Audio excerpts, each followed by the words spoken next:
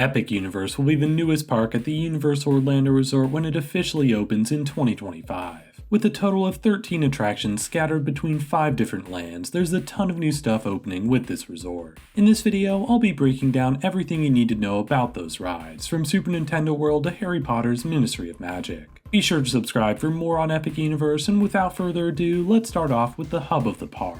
While Celestial Park will primarily act as the hub area that connects each of the lands, it will also be home to 2 attractions of its own. The first of those 2 attractions is Constellation Carousel, a small flat ride located in the center of the park. This ride will see guests hopping on literal constellations, with each carriage being themed to a different celestial being. These carriages can rotate 360 degrees and lift 6 feet in the air, which should allow for a wider range of motion than your traditional carousel. The theming should be an upgrade as well, with unique lighting effects and beautiful music all coming together to make for a fantastic ride. It's also one of the few attractions in the park with no height requirement, which means it can be enjoyed by guests of all ages. However, the star attraction of this land is easily Stardust Racers, a massive dueling roller coaster that might just be the most intense ride in the park. Here, guests can choose between 2 different tracks on a race that will take them throughout the cosmos. Between the 2 sides, this ride has over 5,000 feet of track, with a top speed of 62 miles per hour. That speed will be reached on one of the coaster's 2 launches, which will keep the ride exciting from beginning to end. It's sure to be an extreme ride, with a height of 133 feet and multiple inversions, including the world's only celestial spin. The ride vehicle should also feature onboard audio, along with a Back to the Future Easter egg on the rear of the train. As expected for a ride this intense, there will be a minimum height requirement of 48 inches. Still, this should be one of the best roller coasters in Orlando, if not the entire world. Now, let's head out of Celestial Park and through our first portal into what might be the most popular land at Epic Universe. Super Nintendo World will feature both a Mario and Donkey Kong section, with 3 rides found between the both of them. The standout attraction here will be Mario Kart Bowser's Challenge, a unique dark ride with a mix of physical and digital elements. Here, guests will join Mario and friends as they compete in a race against Bowser and his minions. The goal is to collect coins, attack enemies, and steer your kart as you race on some of the most iconic tracks from the Mario Kart franchise. On the ride, guests are given a pair of AR glasses, which allow them to see their opponents and stalk of green shells. Those AR elements blend together with some incredible set pieces to make for a pretty amazing attraction. Out of the 3 rides in this land, this ride has the strictest height requirement at 40 inches. Still, having been on the version at Universal Studios Hollywood, I think this is sure to be a hit in Orlando as well. The other ride in the Mario section of the land is Yoshi's Adventure, a slow-moving dark ride that takes guests around the heights of Super Nintendo World. Along the way, riders will be on the lookout for 3 glowing eggs, which can be found by hitting the corresponding button on the ride vehicle. This ride is much slower and less intense than Mario Kart is, which is proven by its 34-inch height requirement. Regardless, if Japan's version is anything to go by, this should be an adorable addition to the land. Finally, let's finish off Super Nintendo World by discussing the last ride in the land, Minecart Madness. This Donkey Kong attraction will see guests taking a ride on their very own minecart to help protect the Golden Banana from the Tiki Tak tribe. The main gimmick of this ride is that the minecarts will appear to hop over gaps in the track. This illusion is achieved through the real ride track being placed beneath the fake ride track that most guests will see. By disguising the real ride track using perspective, this should prove to be an impressive effect both on and off ride. Universal also states this ride won't have any screens, which could mean the use of animatronics and other practical effects. Paired with a minimum height requirement of 36 inches, and this should be a solid attraction for this area of the park. Now, let's head out of Super Nintendo World and look to the skies at the Isle of Berg. This How to Train Your Dragon area features 4 different attractions, the most of any land at the park. The first we'll be discussing is the land's family launch coaster, Hiccup's Wing Gliders. On this ride, guests will be testing out a contraption created by Hiccup to simulate the feeling of flying on a dragon. Unfortunately, the contraption is set off early by a jealous Toothless, which causes it to fly out of control throughout the land.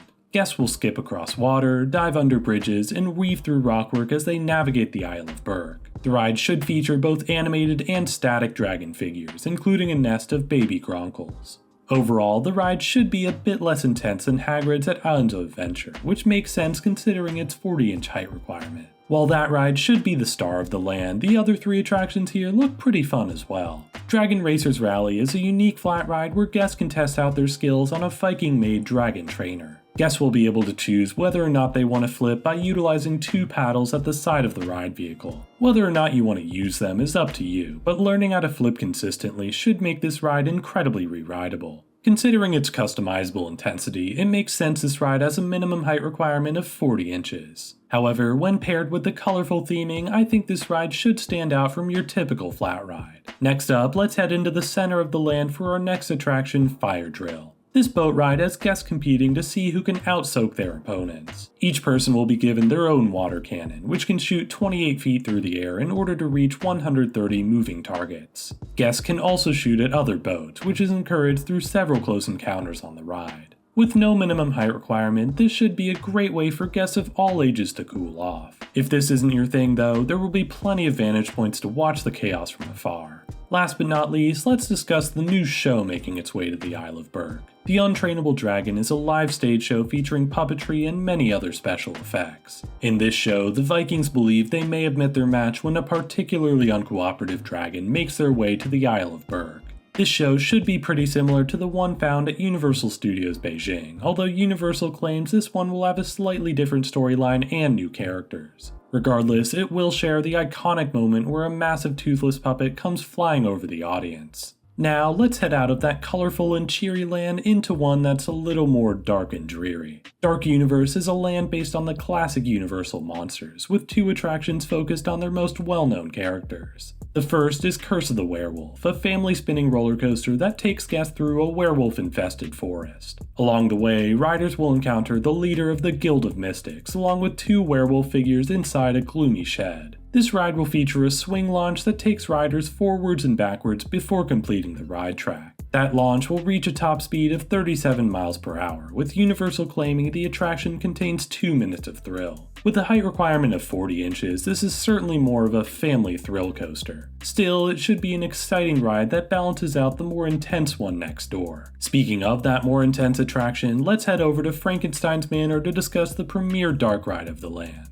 Monsters Unchained: The Frankenstein Experiment is a Kuka-armed dark ride similar to Harry Potter and the Forbidden Journey. On this ride, Victoria Frankenstein, the descendant of Dr. Frankenstein, is attempting to tame the Universal monsters and make them do her bidding. When Dracula appears, everything goes awry as he begins to cause an uprising against Frankenstein and her monsters. Universal says this should be one of their most technically impressive rides, even showing a glimpse at a real Wolfman animatronic that should be seen on the attraction. Considering the insanity expected on this ride, a 48-inch height requirement does make a lot of sense. With all those elements combined, this should make for one of the craziest rides at this park. Finally, let's head into the last land we have to discuss, Harry Potter's Ministry of Magic. This land features 2 separate locations in 2 separate timelines, each with their own attraction. The first of those locations is 1920s Wizarding Paris, based on the Fantastic Beasts franchise. Here, you'll find Le Cirque Arcanus, a stage show featuring a variety of magical creatures. Ringmaster Skender has stolen Newt Scamander's suitcase in an attempt to revive his declining circus act.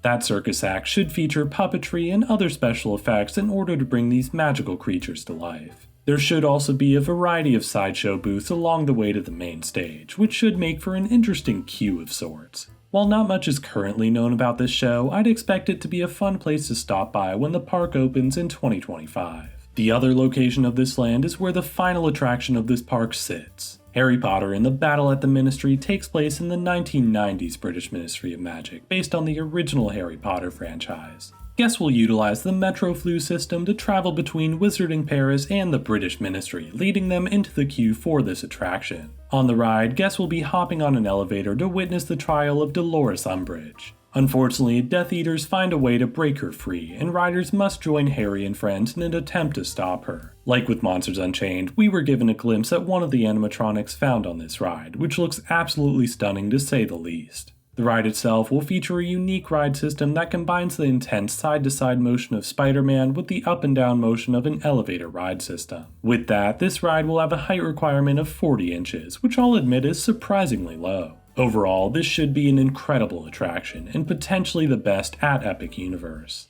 Now, with all that said, that's every ride and show coming to Epic Universe in 2025. For an even deeper dive on this brand new park, check out my series taking a closer look at each land coming to Epic Universe. Thanks so much for watching, subscribe for more, and I'll see you all next time.